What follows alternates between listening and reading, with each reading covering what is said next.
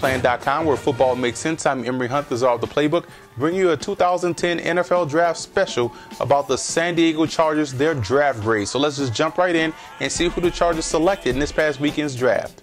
The Chargers came into this draft looking for some solid playmakers, and they were able to accomplish that with the selections they made. What I liked about their draft, they traded up to get their guy, running back Ryan Matthews. This is a guy who reminds me a lot of Pierre Thomas for the Saints.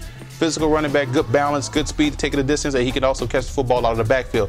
Two, they made a lot of solid defensive selections. Donald Butler is an underrated guy that played a lot at Washington. Good linebacker, upgrades at depth on the field right there for the Chargers. Good pick. Also, I love Darryl Stuckey, a guy that's a ball hawk back there, a playmaker as well. So you see the game against Missouri, he chased Daniel from behind and stripped him and recovered the fumble. Had an outstanding day that game, but has been a tremendous playmaker for the Jayhawks.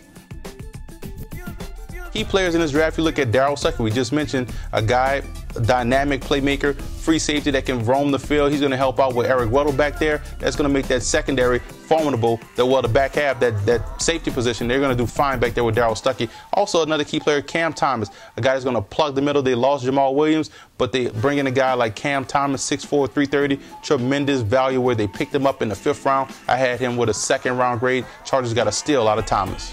Now, a couple of undrafted free agents that have a shot to make the squad and make an immediate impact. You look at Brandon Lang, defensive end from Troy. He's going to come in and probably play that rush outside linebacker for the Chargers, but another guy that was able to wreak havoc in the Sun Belt Conference off a tremendously talented Troy team that caused a lot of problems for teams in that division.